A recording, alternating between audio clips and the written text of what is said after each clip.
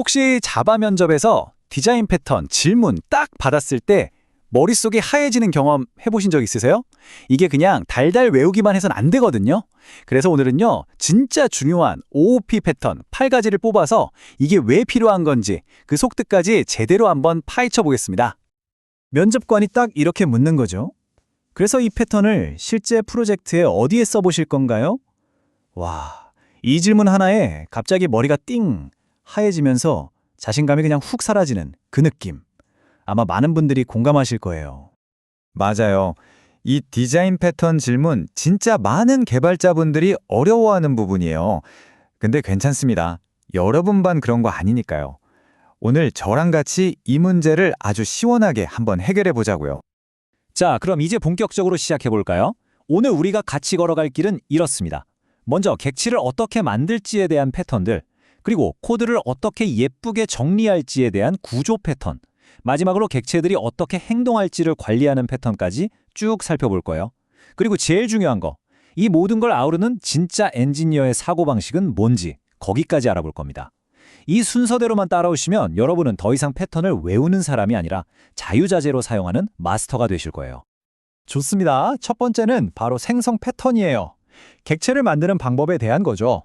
그 중에서도 가장 유명한 클래식, 바로 싱글톤 패턴입니다. 이름 그대로예요. 싱글, 딱 하나. 그러니까 애플리케이션 전체에서 객체 인스턴스가 딱 하나만 있어야 할 때 바로 이 패턴을 씁니다. 여기 코드를 한번 보세요. get instance method 앞에 synchronized라고 붙어있죠? 이게 바로 이 패턴의 핵심입니다.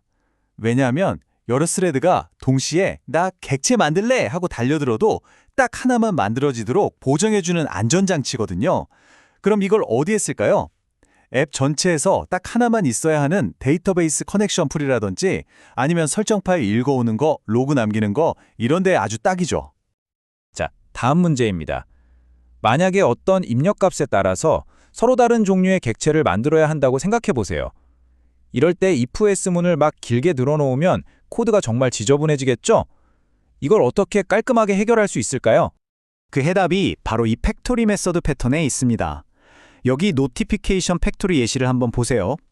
타입으로 이메일을 주면 이메일 알림 객체를, SMS를 주면 문자 알림 객체를 뿅 하고 만들어주죠. 클라이언트는 그냥 알림 객체 주세요 하기만 하면 되는 거예요. 이게 왜 좋냐면요. 바로 그 유명한 개방 폐쇄 원칙을 지킬 수 있기 때문이에요. 나중에 푸시 알림 기능을 새로 추가하고 싶다. 그럼 그냥 팩토리에 푸시 알림 만드는 코드만 추가하면 끝! 이 팩토리를 사용하는 다른 코드들은 하나도 건드릴 필요가 없는 거죠. 정말 깔끔하죠? 이번엔 빌더 패턴입니다. 혹시 객체를 만드는데 어떤 값은 꼭 넣어야 하고 어떤 값은 넣어도 되고 안 넣어도 되고 이런 경우가 많지 않나요? 이럴 때 생성자를 여러 개 만드는 거 진짜 번거롭잖아요. 매개 변수가 막 3개짜리, 4개짜리, 5개짜리 이런 점층적 생성자 문제, 빌더 패턴이 아주 시원하게 해결해 줍니다. 사실 이 패턴 여러분은 이미 쓰고 계실 확률이 높아요. 롬복 아시죠? 거기에 builder annotation 딱 붙이면 이게 바로 빌더 패턴이거든요. 자바의 스트링 빌더도 마찬가지고요. 코드가 훨씬 읽기 편해지고 필요한 값만 딱딱 골라서 객체를 만들 수 있으니 정말 강력하죠. 자, 이제 객체 생성은 충분히 알아봤고요. 다음 단계로 넘어가 보죠. 바로 구조 패턴입니다. 코드를 어떻게 잘 엮을 것인가에 대한 이야기죠. 이런 상황 한번 생각해 볼까요? 네모난 블럭을 둥근 구멍에 끼워야 해요. 당연히 안 맞겠죠? 이럴 때 필요한 게 뭘까요? 바로 중간에 뭔가 맞춰주는 어댑터가 필요하겠죠. 코드 세계에서도 똑같습니다. 서로 호환되지 않는 인터페이스를 가진 클래스들을 연결해주는 다리 역할을 하는 게 바로 어댑터 패턴이에요. 우리가 매일 쓰는 자바 IO의 인스트림 리더가 대표적인 예시죠. 바이트를 읽는 인스트림과 문자를 읽는 리더 사이를 자연스럽게 연결해주잖아요. 오래된 레거시 코드랑 새 시스템을 붙일 때나 외부 라이브러리를 쓸 때 정말 유용하게 쓰입니다. 이번엔 데코레이터 패턴입니다. 자, 이런 경우를 생각해 볼게요. 커피가 있어요. 여기에 우유를 추가할 수도 있고 설탕을 추가할 수도 있고 우유랑 설탕을 둘 다 추가할 수도 있겠죠? 이 모든 조합을 일일이 우유 커피, 설탕 커피, 우유 설탕 커피 클래스로 다 만들면 너무 끔찍하지 않나요? 이럴 때 어떻게 해야 할까요? 바로 이 지점에서 상속과의 차이점을 묻는 면접 질문이 정말 많이 나와요. 핵심은 이겁니다. 상속은 컴파일할 때 이미 기능이 딱 정해지는 정적인 방식이에요. 반면에 데코레이터는요, 프로그램이 실행되는 도중에, 즉 런타임에 동적으로 기능을 덧붙이는 유연한 방식이라는 거죠. 바로 이렇게요. 밀크 데코레이터가 원래 있던 커피 객체를 쓱 감싸서 우유라는 새로운 기능을 추가하는 거예요. 필요하면 그 외에 또 슈거 데코레이터로 감쌀 수도 있고요. 기존 코드는 하나도 안 건드리고 마치 옷을 겹쳐 입듯이 기능을 추가하는 거죠. 아까 봤던 자바 IO 스트림도 똑같아요. 파일 인풋 스트림을 버퍼링 인풋 스트림으로 한번 감싸서 버퍼링 기능을 추가하는 거. 이것도 완벽한 데코레이터 패턴의 예시입니다. 리포지토리 패턴. 이건 정말 중요합니다. 클린 아키텍처의 심장이라고 할 수 있거든요. 이게 뭐냐면 복잡한 비즈니스 로직이랑 데이터베이스에 접근하는 로직을 완전히 분리시키는 거예요. 왜 이렇게 할까요? 이렇게 해야 데이터베이스가 없어도 비즈니스 로직만 따로 테스트할 수 있고 나중에 데이터베이스를 바꾸더라도 비즈니스 로직 코드는 건드릴 필요가 없게 되죠. 유지 보수가 엄청나게 편해집니다. 이것도 사실 여러분이 이미 쓰고 계실 거예요. 스프링에서 데이터베이스 다룰 때 쓰는 스프링 데이터 JPA 있죠? 거기서 JPA 레포지토리를 상속받아서 유저 레포지토리 같은 인터페이스를 만드는 거. 그게 바로 이 리포지토리 패턴을 그대로 구현한 겁니다. 정말 완벽한 예시죠. 자, 이제 마지막 카테고리인 행동 패턴으로 넘어가 볼게요. 객체들이 어떻게 행동하고 소통하는지에 대한 이야기입니다. 그 첫 주자는 스트래티지 패턴인데요.